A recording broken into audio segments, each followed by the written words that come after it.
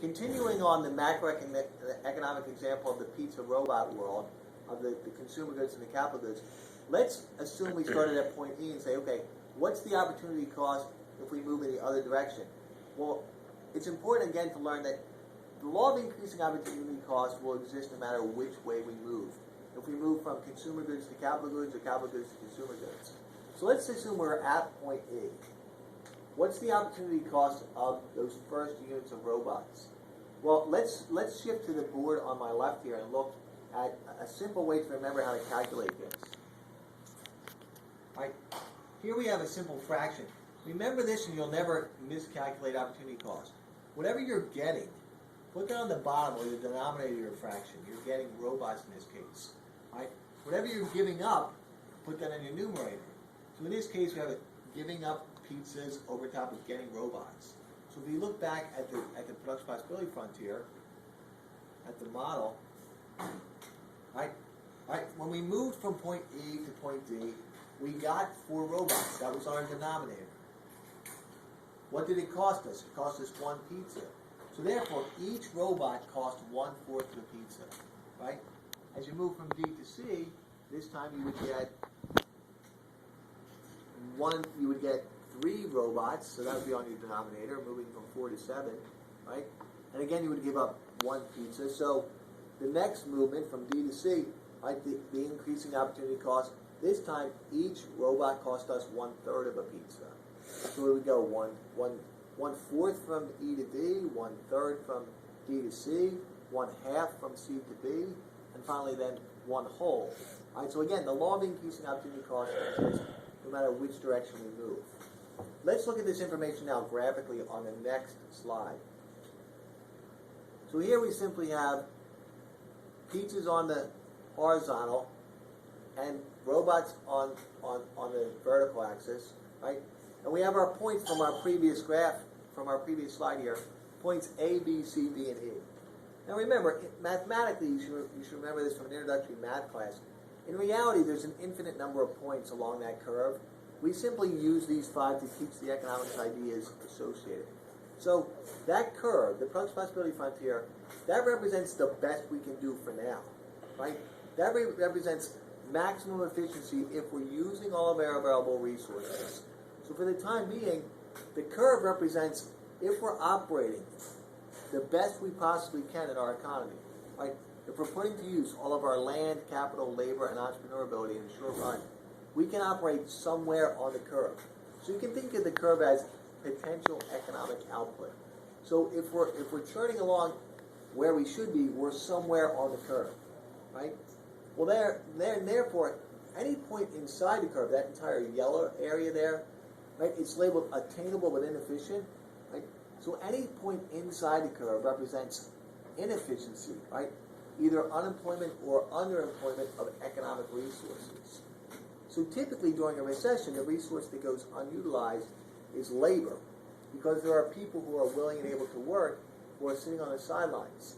So right now it is May of 2012. Right, the unemployment rate in the United States is 8.2%, much higher, much greater than our average unemployment rate for the last 50 or 60 years.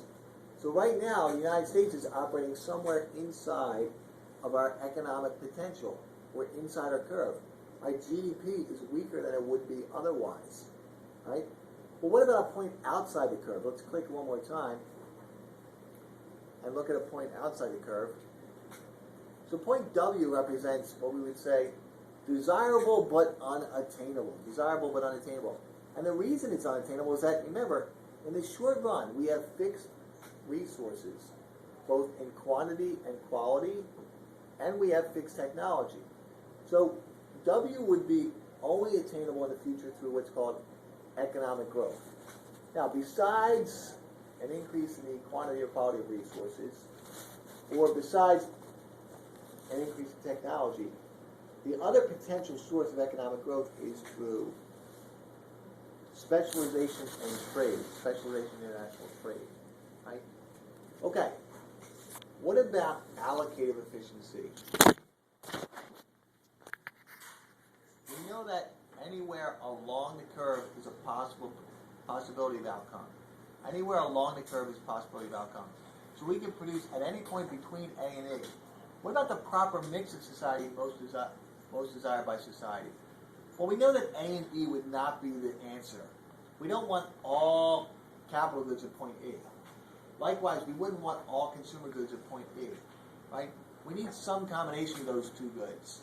So, you have a 1/3 chance of just guessing that it would be point B, C, or D. But there's a much more economic idea associated with properly choosing the allocatively efficient point. And that's through using what's called marginal benefits and marginal cost. Now remember, an idea associated or learned in chapter 1 was the idea of utility. Each time you consume a good or service, it provides happiness, satisfaction, gratification. So for individuals, we like durable goods, non-durable goods and services, consumer goods. And businesses, they need capital goods to produce other goods and services. So that provides utility and, of course, profits for businesses. So what we're going to do is we're going to weigh the marginal benefits and marginal cost of producing and consuming a good in order to figure out what would be allocatively efficient. Right? Now, another idea that's important here is that allocative efficiency is a normative decision. In other words, two societies with highly similar labor forces, population levels, education levels, might choose quite differently about which point is allocatively efficient. 6:40. Okay, 6:40. We have plenty of time on this video, so let's go to the next slide and look at marginal benefits and marginal cost.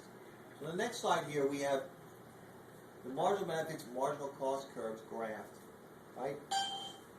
And we talked about, okay, well, what's the marginal benefit of each unit of pizza? Well, look at quantity 1 down bottom on the horizontal axis.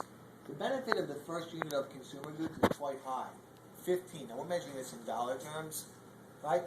But look what happens as we consume more of a good. Marginal benefit starts to decline, right? We call this diminishing marginal utility. And that's pretty typical of the human experience, that as we consume more of something, right, it yields less and less happiness, right? So the marginal benefit of the second unit of pizzas falls from 15 to 10, and then the third unit of pizzas falls from 10 to 5. Now remember, every time we produce a good or a service, that's less resources available to produce something else.